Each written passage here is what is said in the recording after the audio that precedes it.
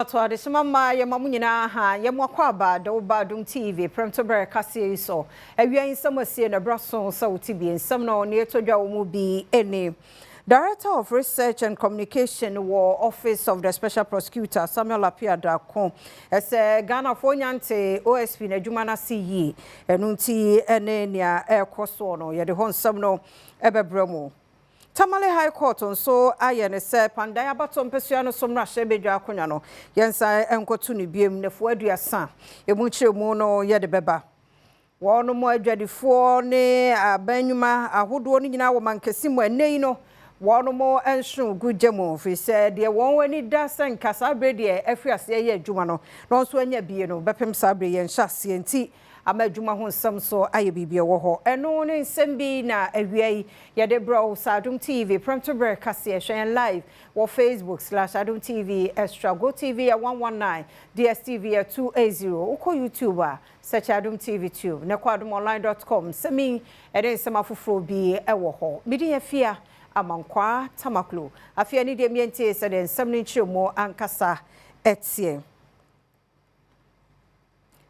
Tamale High Court dioti edwemu Justice Emmanuel Brew Plage edi atudwa se Kpandai abatom pesua so mrahye bedwa akonwa no ewo se yesa to ne biemu nti nefo aduasa na wode ato ho no mo se empanifo nhwe na afi wonye eho enhyehye na emra so na eyensam a NDC one more candidate na edi asem no ekokodan court o chiremu se na no da 7 December 2024 election no a ye to ye no enema bi ahwadan koso ye ewo Kpandai abatom pesua no eso wo chiremu a eye form 8A no eye pin sheet no ohwe se de ekoye ne polling station 41 no na wi akire enipa 152 no ohunu ne se enema bi anhyada ankoso eyienti odi akodan court senke be ya mpanifo nhwe na wo hwehwem na no na fei na abrewa yi ne pomakwan mama ye de ho nsem no awie ya ba ne mranimfo akase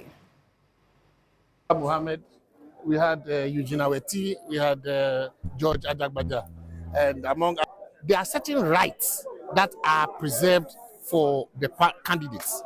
Now, when the polling station closes, you move to the district collation center, and that's the parliamentary collation center, and certain things can be done there, including asking for a recount of even the polling station.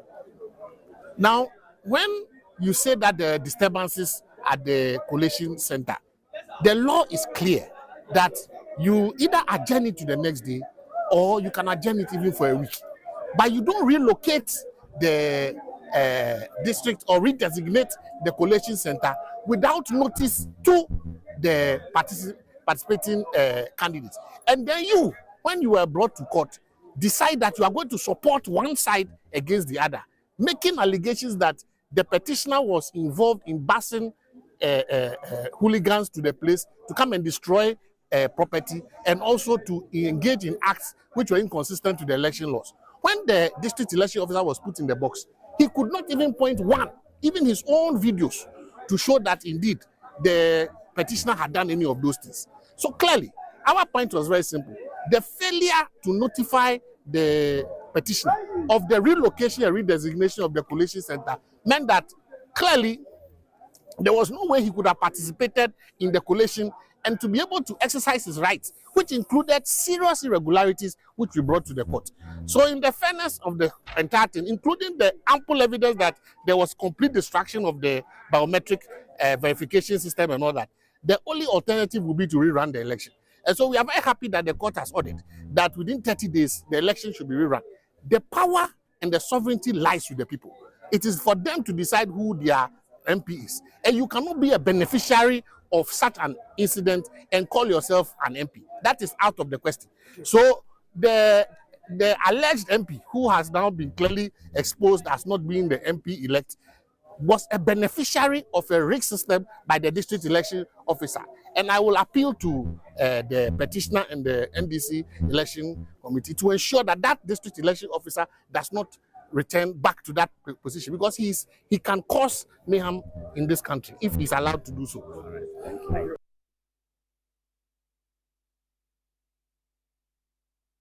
Enti wasansam we mu nso no NDC tanko computer nso kasa watcher NDC amanyokuo no eye amanyokuo a eba amamre mu a won bre won ho ase won ti ase pa na omofa emra no kwan so de eye wonuma than justice to the good people of Kpandai. All along, the NDC has been saying that there are several crooked electoral officers who are bent on stealing people's mandate. And one of it is what has been exposed today. We said it time and again that the seat of Kpandai was the seat for the NDC. They rigged the election, and we've been saying it time and again that we will continue to expose crooked electoral officers who will continue to rig election. We will stop them. We will make sure that the NDC will prevent such rigging machinery of the then MPP and their crooked collaborators in the Electoral Commission. Clearly, the CI 127, if you look at Regulation 43, 1A up to H, spell out how collation of parliamentary election is done. You collect results based on two forms.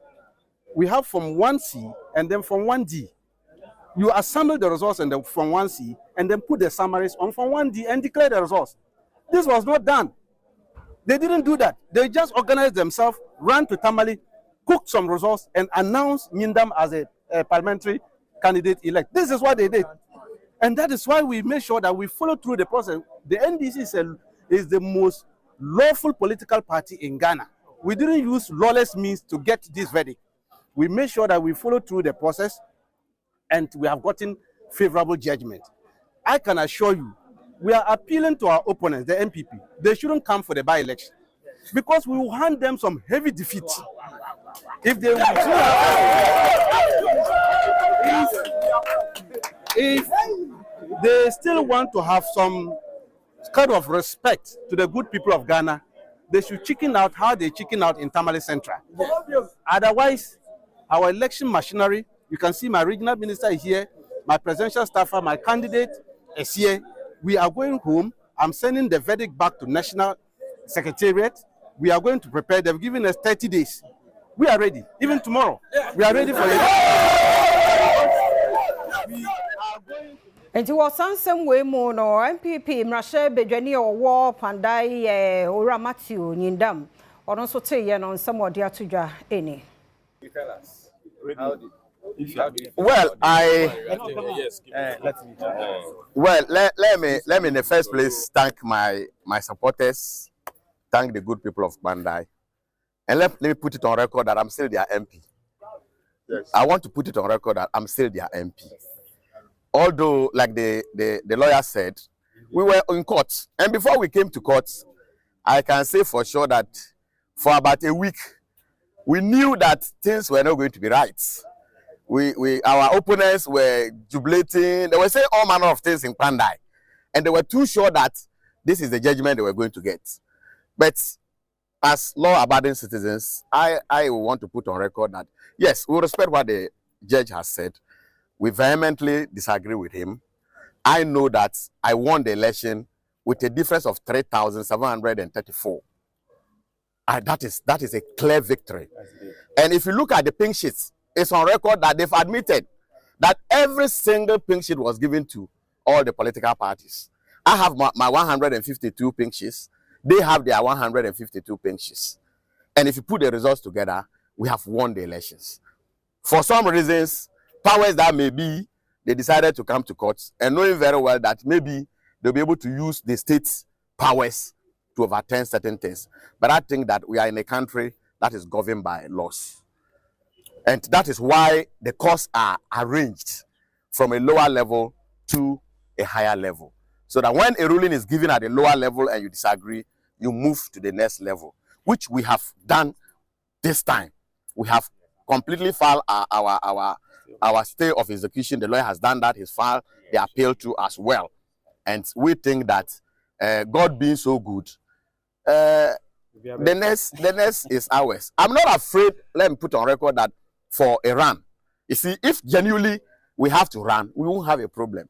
But if you decide to pave your way through, because you think that you are in government and you can use state powers to be able to coerce the people to vote for you, that's where we have a difficulty.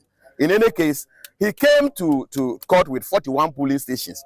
And these 41 police stations are areas that I won with huge margins. But they realized that if they get the judgment for even the 41 police station, they were going to lose it straight away. So for whatever reason, the judge said that we're going to have a rerun. But we respect it. We have gone to the appeal court. We filed stay of execution, and we will take it from there. It is an interesting story, okay? Because it has never happened before. This is the first time something like this has happened in Ghana. And it should tell all of us that we are not safe. We are not safe. We need to sit up as a nation. Yen free Kpandai semnimo na yen ko yen sanfofro mo na odwumani bia wo electoral commission ene wode nkrata akoma ye mampani John Dramani Mahama say eni manimi ya no EC chairperson Jemensa ene na bedi achemienu Dr. Bosman ne Dr. Bosman Eric Asare ene ora Samuel Tete yenyi won emfiri ho a wode akoma mampani Edumaje ubi a oye adwuma ewo man abato commission electoral commissioner so ye na ode krata akoto mampani John Dramani Mahama ni so omodin na animanimu ya ma megin mensa ya ono ye bano den ndi won man abato commission ene na bedi akire Dr. Bosman Eric Asare ene Samuel Tete onye wonyina emfira konwa so firi se wonum ayade bi a no etia oman emra ene dwuma a wode ahye wonsa se woni na wei egina oman amamra dichemu oha aduanansia ya wo kire kwan a mampani faso eyi bia wadadwumeku bi ti se electoral commissioner no efiri ho akwedo wode gbon ewasam bi ene se won ma kire se dwuma wode ahye wonsa no nyade obetumi adi eno da nkyene a woni ye bi ma manfo gidi a wonum ewo abato commissioner no mu no efiri ho no mukura eno nti ena wo bom ampani amane se ontu sa na mo no ma megin mensa ene na tena ye de sabre enyade a wonum atumi ayi nsem ya no bia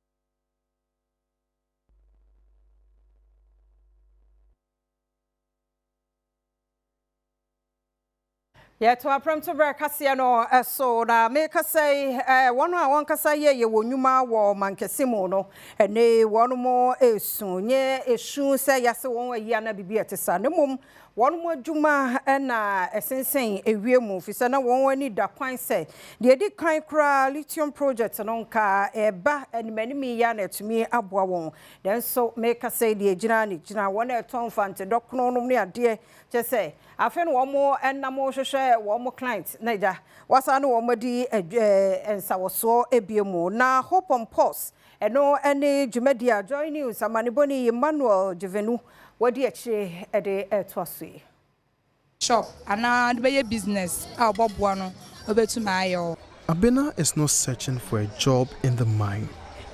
She's searching for everything the mine brings with it. Workers, traffic, and demand. The lifeblood of informal businesses. Kasim, the delay. Aluko, I'm off, and now kedi holidays, and now weekend okofia. But my Bible Toby, oh, do not fine. Oh, madam, who can you find? So Bible Toby, I could fear, Okwan so obedi. So when I'm a say, Jumano, I bet cost from a Hana, I share. Project to work because he find out that the work is going to help him. At times he told the driver that he should park it because the money he is bringing is not enough. So he should park the car, then he'll be working with the lithium people because he's gaining more than the car. Since they quit, he's using his car now. And sometimes he'll be saying they'll be coming back. So he's waiting for them. The Ewoya lithium project was expected to anchor at least. Yabatwa no so na omeyi osofo agriculture so sagana fibia yanse krasika $300 million de ye de kran to free Burkina ebo meimu so for hwenuane ene kwadwuma ho nsam so Dr. Eric Opoku akopiem ewo Apostles Continuation Church asori eno ewosunwane a wobu ano ase eno de atodwa se ho behia sa asori no ede no ho behye kwadwuma mu pa na afi wasa kyerɛkyɛ wo mabunu se onfo nso ho nhye kwadwuma mfiri se no ne ade a ebeboa ama wonum akonwanenim pa no de atodwa se Ghana ewo nsase bebre ene ne mahodo bebre ya ase de kwadwuma esi eni so a bitumi ama aduane abu ya bitumi aso Ghana ni bia so de atodwa se esa esan se asase abuo nanso amanfo ho nhyeku adwuma bebre nti Ghana eguso esei America dollar no opepia hasa e de kra entosi free Burkina Faso afibia eno emu akra ya yiwu onyankopon ne yedi yi ya wasase bedi a udua dua ne wo baabi a eyi ensuo ne nam yasase mu kama yo mrantie ne maba ye population ye youthful yesa mrantie ne maba nkoa nanso ayo hosam ne say ya japade we nyina chi no yentimi mu aduane a yebedie e wo Ghana ha enti Burkina Faso fo dua ntosia na ye free Ghana akokra ntosi no dia ba Niger fo dua jena na Ghana yakọ Niger na yakọfa jeni e dia ba sika ye de kọ Burkina Faso kokra ntosi no afibia ya ntwa kra na yetwa bese $300 to $400 million say yanka ntosi bio wo ba sa $400 million no ebepia ye factories akese amamrante. Oil Palm Development Association of Ghana, one more any tree crops development authority, aka won ho aboma. Wo behwe kwan ya one more ebefa so na ohawa yenya ewo enwumu. Yes, ye de niam afrafra nom ne ade bi mu wia no. Wo behunu kwan wo befa so wo bekire safo ni nyina wo. Kase no etwa so. Oil Palm Development Association of Ghana and any Tree Crops Development Authority aka wontoma bomu one more digital traceability system bi baba behwese ebetumi aboa ama wode wonani edi wonadwumayefo echi ewo kwan ofaso one mo engokoko system no wo betumi anwuse nipa no we kuani apie we nyina wonya 100 tons of fruit a watumi aton ama company bi enti ebeboa ma banks no ayekuani no matumi ama ne loan what you say because a record na eba processes no so eboa mu hu engododo o ma ya afini mu nyina even though o but when a concrete we store data every time through the artisanal mills onzo o ma ya nwia o mu hu ba wi obuzanza dodo zen kra na o ya untimi nka afini nyina dodo zen na o ya untimi nka with this system artisanal mill owner bia be hu engododo o mo ye wo mill no so enti ebeboa ama krono ne sa ne ma ni nyina no titru akuafo no obi kowia waba obetimi ehu se onipa no na onye kuani uni abefu aya mape na eden na wutimi nya abekoton eho penyimpa wono ne da Ravia Plus ano Satu Rayo enso enhwenkoma wode to just say sa platform ya wono mo ede be ba beboa ama susudi ayede ato se yemfanye enkokoko no amanfo edi so enkuya se ne de enso so bone ene ebe wono mo apomodin. The technology system we are introducing is a new security and traceability system that eliminates counterfeit products. Each container has a unique, uncopyable QR code that verifies authenticity every time it's scanned, making it impossible to swap the content. Starting today, this field test is our first step toward upgrading Ghana's palm oil supply chain and building a world-class export-ready quality assurance system. A stronger, fairer, and more transparent palm oil industry for Ghana begins here. Buno East, Mantam Nemo or Pru West, Mensimo, na pra or Hine ya wo na kwadwonya kon tosome ensa or sraban or san kebeya. Ye mesi technical ni vocational school ni bi informa wo mo ho. Sebeya ebeboa madwuma abakronim.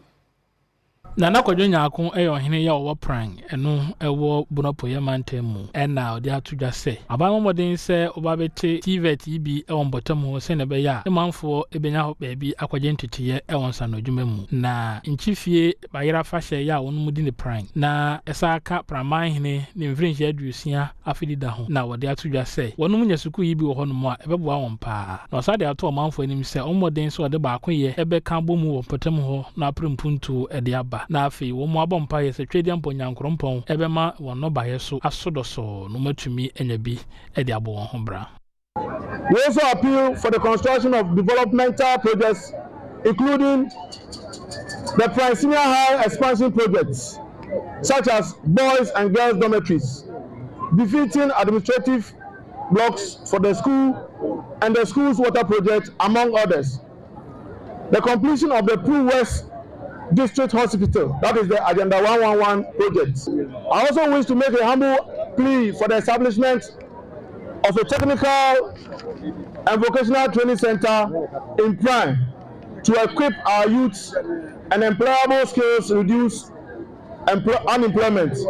Eno achi na omahene ye owodo ma ya osaye pani a ono eda bono mantem na nanuma trankunya osagefo Dr. Osiade yo Adjumambedu ya otoso mienu ya ono ene tenedwam ewo dwumede nu asen so de tudwa se osahemfo ya obono ne bono puoye ne ahafo nyina ka ho bom se ne be ya omu ebetumi aprempuntu ade abampotem ho Adehye de adu ba bi a ye twabi bo ya ho na ntokwa pa ba fe ntokwa ye ntanko yantanko po ne apraya ho amaso obi kura afrim nti manya akasamui ewo nana ntie aduosia na nchifie na apasha kase ye bia ya mesre bia awobono obi a uti wa asante ma ya mpa bibia ma yetim se sabio ya mabi afrim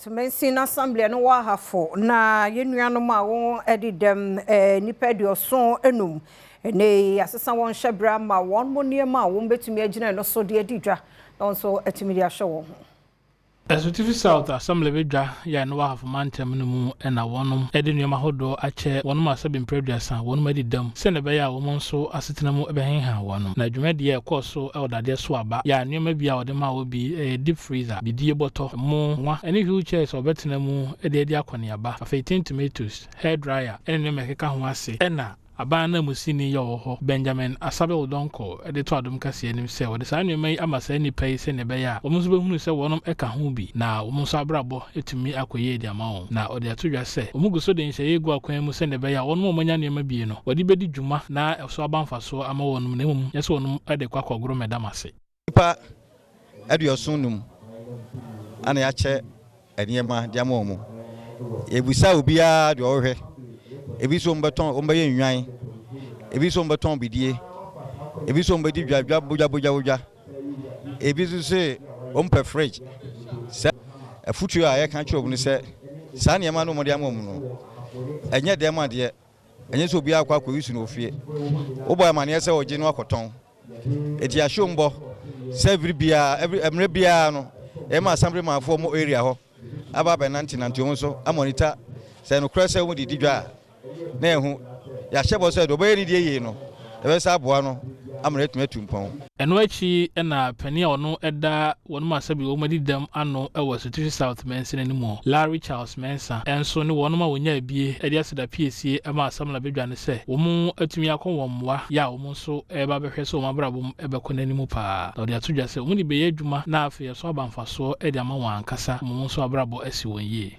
minuanom na omunya anema ni bi ni se enema na waje na emfa nkwetene fie na enyini mako na emfa nya aduane endi fakwaye adwuma se de be ya ebeso aba ekena ye beba bebusa se common fund ana enema na ye tode ma won aban de ma won ede na ode ye ya itimi de mfaso ye den ebrew na watimi a kire se me de start adwuma na esua ba na nyame adom adwuma na timi akwa akoduru mpempensu me ne me maame na bai me pa cho wonya nkwanhia ma nani ohuna de na ye ba ye nso mpanimfo aye Adom wanya fridge a ono nso obetimi de atonton enam eno nso ebeboa yen ama yen nso ye ho atoyen esan se ye ni boafo bia me papa afrim ye kwaye ya ye ba na nani accident onyaye nti ye da mpanimfo na se so o maboa ye ama yen nso ye nya fridge yankwa danse wa sante mantam no mu na emebunu be wo ha de ne ye de wo fantete ahodo mu a wo mo awie obenya adwuma ye na ntete school ede wo mko ye no wo pa ho entoma enam so ama ene empanifo de afutu nsami etudwa Emembre mesa pema wono wa danse eni wono ba benya entete ede afa enwuma ahodoro bi ho a we ba beboa hwese wono so betumi nya bibi de wonsa aya onfo wonani ento se obi emfa wono adwuma mu ansa na wonso atumi ayi bibi ama wonsa akọ wono ano na we na Adom Kasee amane boni Isaac no menyo ene Edmond Odroje wono ye senior manager of sustainability department etwetwe nkomo ena wo kire se nyina abota nyina ne se be ma ye mabunu no enya ansa no dwuma so metimi aye won dwuma na Bronika be say there's a symbiotic relationship between human capital development and economic development nyina ne se ye boa titi ye mabuna ma o menya ansa no dwuma no omu nya adwuma omu edi nimde ne so eba eye ewiase no na eboa ma ye economy na eboa se economy ne Ghana economy so atimi atunpon ɛhɔ na dansehene a ɔno asan yɛ benkumhene barima nso ntwi kwani nso ɛhyɛ mabuni nkran sɛ wɔn mo ɛmfa wɔn hyɛbrɛ nhyɛ wɔn mo nsɛm no wɔnsua ade yie sɛnea ɛbɛyɛ a ɛbɛwie kyire no ɛde mfasodeɛ pa ɛna ɛbɛbrɛ wɔn mo na aboa nso ma wɔn daakye ayɛ fɛ sisi a no hu sɛ asekyerɛ mu no a yɛwɔ no Ghana pɛpɛ so a yɛdu mehu sɛ mmeranteɛ no bi wɔ hɔ a ɔmo abrabɔ no nhyɛ da ɛnyɛ tɔtee mehu sɛ binom de nnubɔne ahyɛ ɔmo ho wohwɛ ɔmo nante mu no ɔmo ho asiesie a mehu sɛ ɛnkɔ yie nti me nso mafa ato mu nso sɛ baabi a megyina biara na sɛ baabi a mewura adanse mewura bɛsoma me biara no bɛka nnubɔne ho asɛm nyɛ wo sɛ ɔmo yɛ ne sɛ ɛsɛ sɛ nipa biara wonyɛ hwee a ɔbonsam ma adwuma digidi nkan no ɔmo mfa ɔmo ho nhyɛ adwuma mu meka adwuma a ɛnyɛ aban adwuma nko ara na ɛyɛ sɛ bio adwuma wotumi ayɛ kuya sɛ nnwuma bebree wɔ nketenkete yɛmmu ne sɛ ɛyɛ adwuma sɛ wode ho hyɛ mu deɛ a wonya kwan koraa na wo ne mmeranteɛ President, one of Eastern Regional House of Chiefs, His Royal Majesty Nene Sakite. What also me no de to apom de adwuma efo nyina ni mu say wonyi won yempa no wonya adwuma den famu apom den pa e wo my Ghana mu na ene National Midwifery Training College wo Dumase Krobo wonya 10 years won ededie na say na nana den semi etuja Leje no Udumase Krobo epoye mantemu ena wo muadi emfiedu afidida na penia ono ene da poye mantemu na nan matrankonya no Nene Sakite ya otoso mienu ede ato wono wapomudin adwuma yemu se onfo ho nsi ho no nya adwuma se ne be ya omanfo apomudin be gina ne naso e wo mamu Nene Sakite ede tudwa se apomudin adwuma efo ye omo hia ba ko pa e wo mamu a so onom de adwuma ho mra e adwuma pa de a eso wohwe ayarefo ya emfa ho ne de owo ana bebi ofiri ana mpo bebi a ne mo behwe obi apepepe amasa nipa no eho ato no. A piece of advice to you.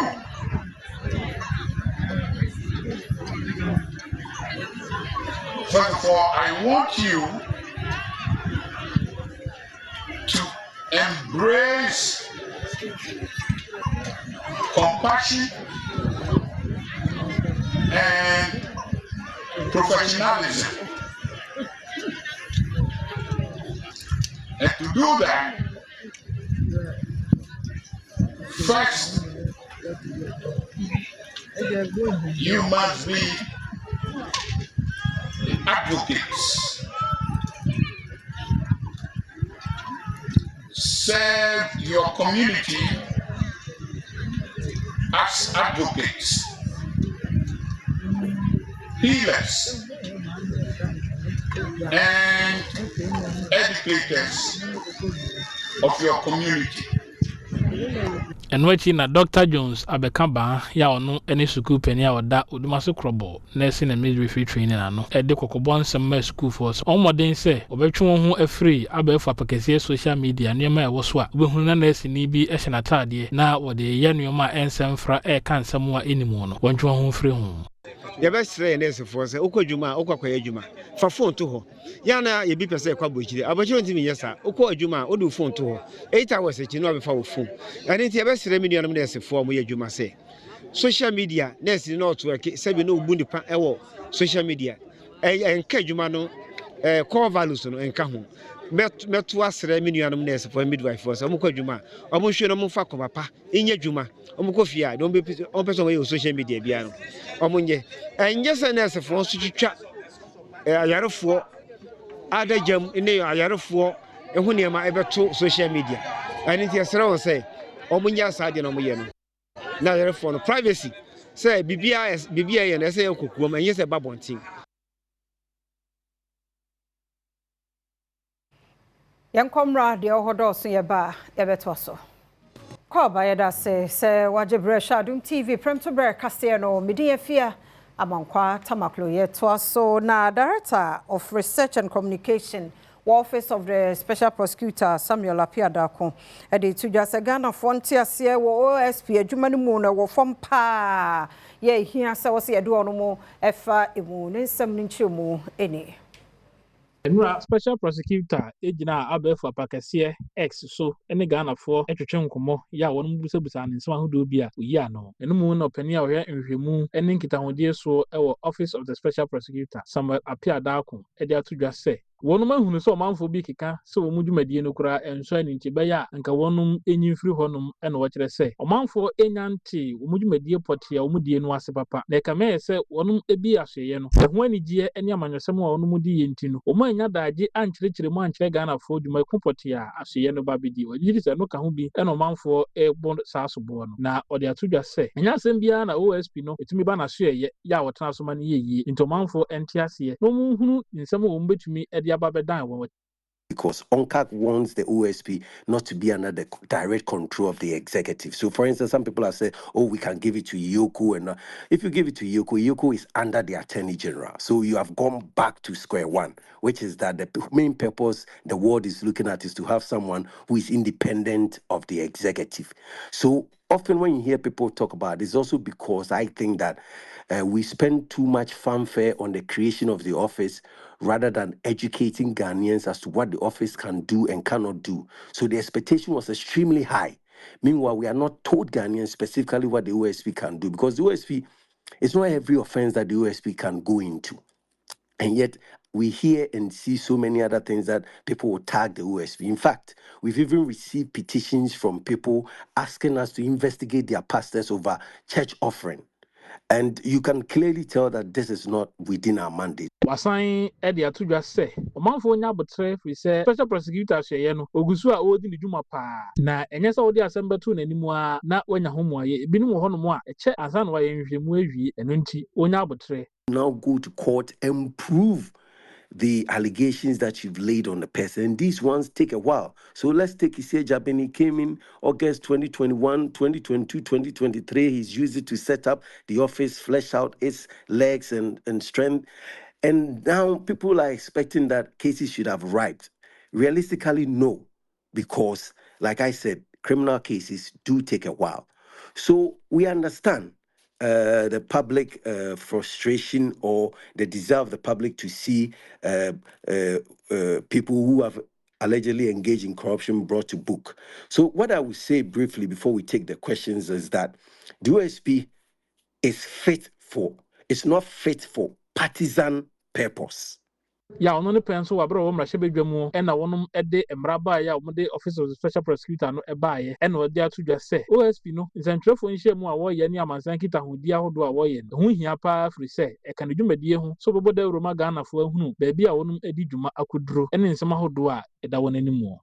Corruption related offenses, how many convictions they had secured, how many assets they had confiscated to the state.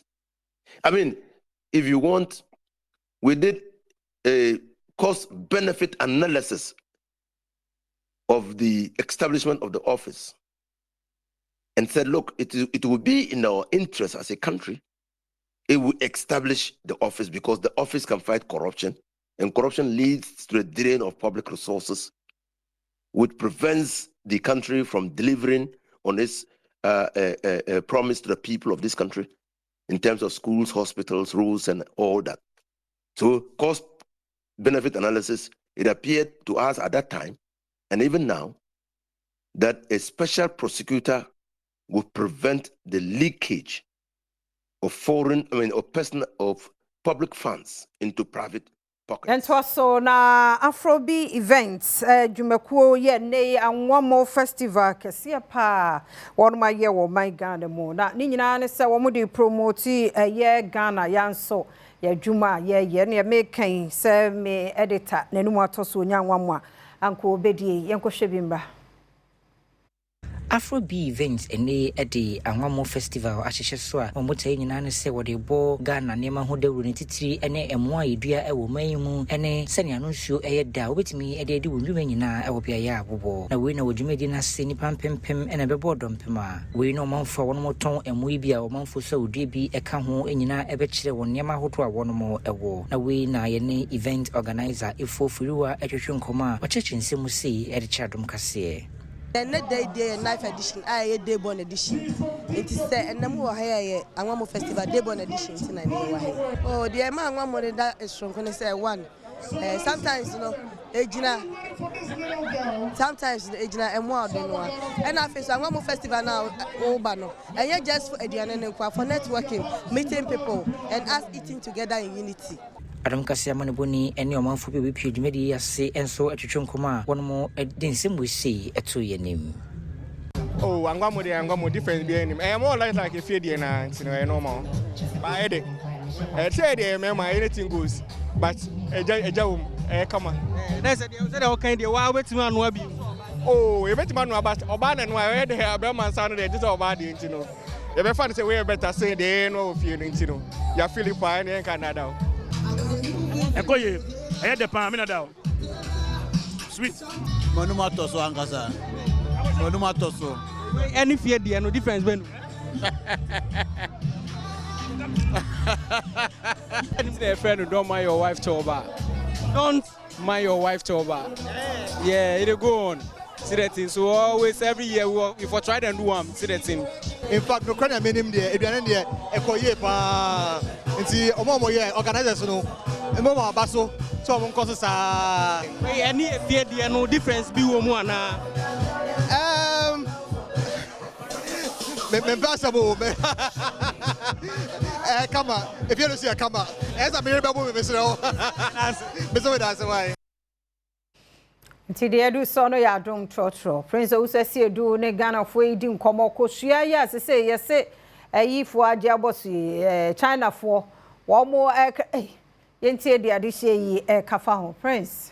Greater Accra Poultry Farmers Association wo mo ni abede pa Adom trotro enene ye ne wo Chief Executive Officer CEO Ali Mohammed ebedi nkomo wo mo chia eye dwumadi a wo mo di eye nkokɔ nnuane ema omutiminya kosia etoma omanfo nye bidie mi nso amete eminya bidie sesei eye Chinese for aboira wo mo dwumadi a wo mo edinim enam so ama sesei wo mo dwuma no ekofom kosia wo mo edema Ghana fo wo mo ton sesei kosia ni gudem omanfo nto enchiremu no etisen eba ne se na Chinese for etimi aboira mu sa me da say initially nyam kuja na start produce na mo ye deo chicks because that's the source of the birds that we get.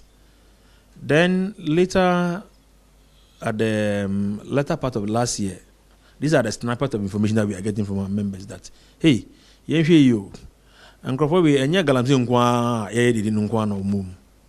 We must start this poultry this thing. But just like it's a brush of information that we got until somewhere June thereabout. Now, you see, okay, let's do a market survey to see whether this information they are giving us is true. Actually, Yampaso, you're no, Amba Chinese for no, omenya bripa amuo sa industry. But so. The enemy say Columbia ewo emra to guide each sector of the economy, and can I go or enter the China market and start poultry farming? Is it allowed?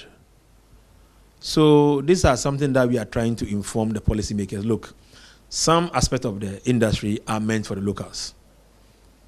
Even if not meant for the locals, like solely, we are trying to look at the value chain that we are creating in the path, the maize production, the soya production, and other additives. These farmers are called the new entrants in the poultry industry in Ghana, are bringing all their inputs from the mother country. So what happened to the maize producer up north?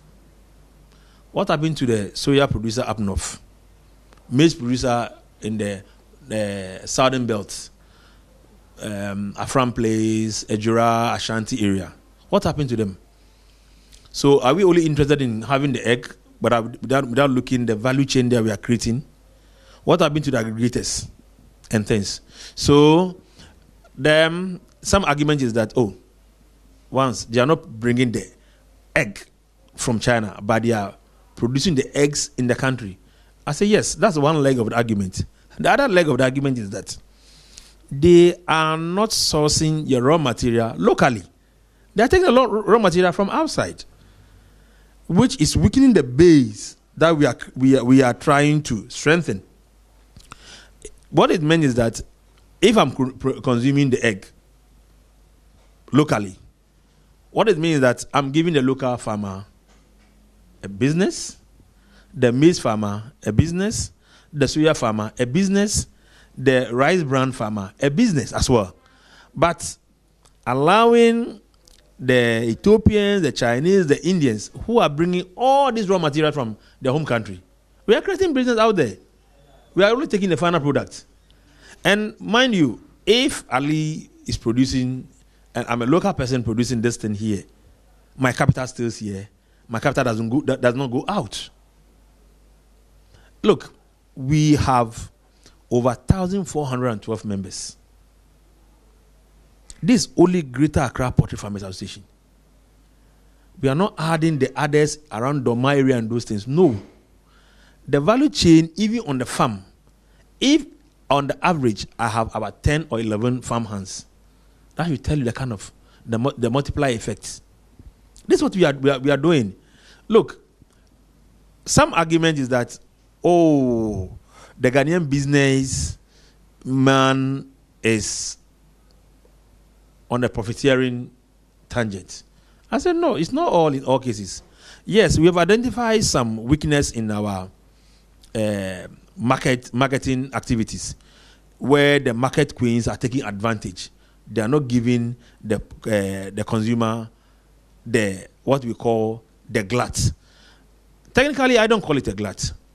If it's a glut, it should reflect in the price, because our members have reduced the farm gate prices of eggs. All right. Chinese food. Because the last count, we have over 38,000 crates of eggs. Yes, buffer stock. Actually, we've met them the first time, and we are following up to see what they can do about the situation. Seriously, our members are actually under the weather. Seriously, they are feeling the brunt. Because look, once somebody did the ombetu nkushia, one team can say ejai mentu my menton you answer what to ombetu. You continue to harvest and there's no market. And I think something let's talk to the policymakers. They must do something. Because look, to tie in with this is the incongruity. It's a young strategy. If you didn't strategize well, this thing will come. It will become a fuss, and the impact that we want it will never be felt. Yes. Prince also said, "Do not attend and cano so the Adom traceability. The Aka Kasee no mono or the Beba. The Edu Sono Evans Kwabna Sapon a crado. I could even send Premtobre Kasee or it was some more cover. Me do sister. Auntie, I want to say. And then no, ye papi dun komo kadia fa wine. Unse Bible mu yaka say wine no boama brabo mani gi wi peye. Ti agu kan si kwan so no. Say na be boama ni gi na wi peye. E be di komo. Yan twa kwab na Sapon na wine or the Bible abehye so memory verse won kai. Enti yan twa no or the to so. Dia du so Premtobre Kasee. Edi no Evans. Kwabna Sapon, Ofremi Ken, Van Vitalis Force Caramejo so. Now, you say Mourinho. You say Mario dos Santos Feliz Sans Mourinho. The special one. Say the American catcher one, or say Traceability, what Ecclesiastes chapter 10, verse 19. Or say, why Gladden's life? It's on one casa trans, and I say, I saw need you could be as almost vine or more aquadermu, Cambo, omo, Ayanensa. It is the special one, new one aba. Just so I'm sorry, I have birthday engagement wedding no. Is it Papa Yossi? Once so at the and Safu for crab just so. New wine, a product, the special one. As a Yossi no, and your born kwane, coaching, a bano as a no marketing wise so. I'm the Papa Waben. Is it Benfica? China match on the Ayasi. About 12 manage 12 matches for Benfica. Or 6 wins, 3 draws, 3 losses. Such in a beko ya a jansa and or gini di one. Now on that ya can a one Gladys life no. Oko Sam so Psalm 149 3. A one catch all say yen fasa e Nyankopon dia ye. Jeje Okocha abebo boy bia brad ye ban ball boy utimi so obebo ye ban skill set yen twetwe keche.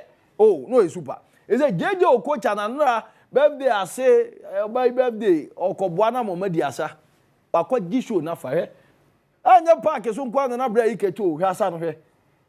Hwasa no JJ Okocha Nigeria former legend Ezenka osime mu bua ma okopie mu America waka piko ebi no Ademola look mamu o man qualify they say they aye ani birthdays no ne weddings no mo saa na bra benya na o de agigi na ni ade eno eye eja kakra ye de bra wa wo kan se kwan so ene Premtobre Kasee so midin any Evans Kwabena Sapon offer me Ken Van Vital Sports Card na uja mejo so Dr. T enu wiwie ma wode eba ya osofu bi bo edua etoso ehunsunsun so oni Adom Kasee edin komoe Abelsma bomano I don't want to go into deep. Could you believe say nkrofo bi share that woman be bomb me? The lady called herself as a gospel musician claim but onyidi onokra de onyidi na eniema omo behwehwe omo enyanwem ne bae ne kunu fra ne ho sofo menka se oso ye sofo okachem se saa nwom no ba ne se etia no wonye sofo how enti wa hu se eba 2 years ni o say afa na nwom na ite nipa de enti na nyame kuntokwa tie me ye pa brother ko be the first time makasa se na nyame kuntokwa ewo sanyu wehu yenyira no na Adom TV Premtobre Kasee no yemfansi aseda ye odi amre ne adaje midi afia amankwa tamakulu meda team no so ase obraju medie no to so afri hira